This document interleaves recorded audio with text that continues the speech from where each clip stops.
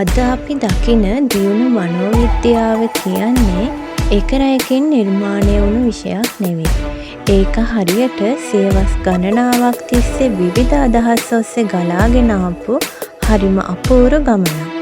මුල්ම කාලෙදී දර්ශනවාදය එක්ක බද්ධ වෙලා තිබුණු මේ විෂය අද වෙද්දි ස්වාධීන විද්‍යාවක් බවට පත්වුණේ කොහොමද කියලා බලන්න අපි අතීතයට යමු. මීට අවුරුදු දහස් ගණනකට කලින් පුරාණ ග්‍රීසියේ ජීවත් වුණු සොක්‍රටිස් සහ ප්ලේටෝ වැනි මහා දාර්ශනිකයින් තමයි මේ ගැන මුලින්ම තර්කානුකූල අදහස් ඉදිරිපත් කළේ. ඔවුන් විශ්වාස කළේ මිනිසාට දැනුම උපතින්ම ලැබෙනවා කියලා.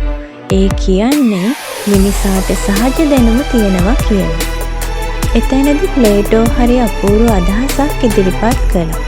ඒ තමයි අපේ ශරීරය කියන්නේ ආත්මය තාවකාලිකව පදිංචි වෙලා ඉන්න බන්ධනාගාරයක් වගේ දෙයක් විතරයි කියලා. හැබැයි ප්ලේටෝගේ ප්‍රධාන ශිෂ්‍යයා වුණු ඇරිස්ටෝටල් ගත්තේ මීට වඩා වෙනස් මඟක්. ඔහු හඳුන්වලා දුන්නේ අනුභූතිවාදය කියන ප්‍රවේශය.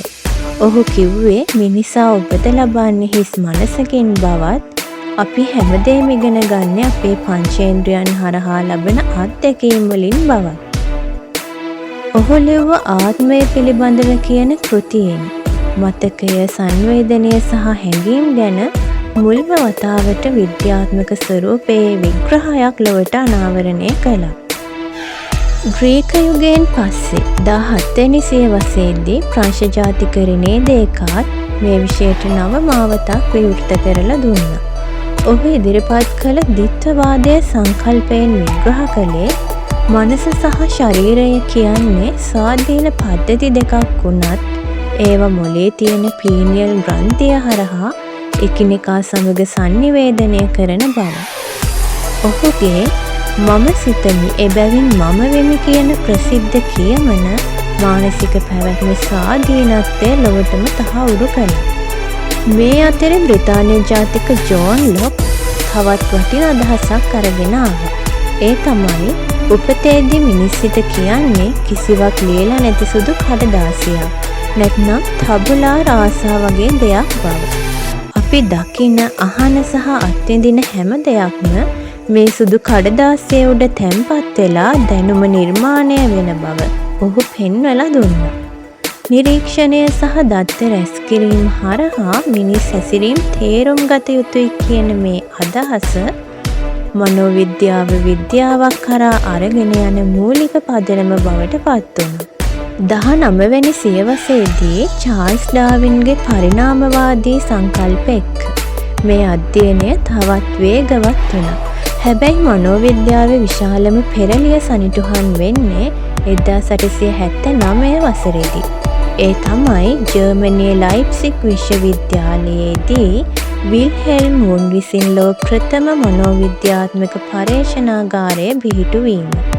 අන්න ඒ ඓතිහාසික දවසේදී තමයි මනෝවිද්‍යාව දර්ශනවාදයෙන් වෙන් වෙලා නිල වශයෙන් ස්වාධීන විද්‍යාවක් බවට පත් වුණේ. වුන්ගේ මේ ප්‍රවේශය හැඳින්වුණේ ව්‍යුහවාදය කියලා.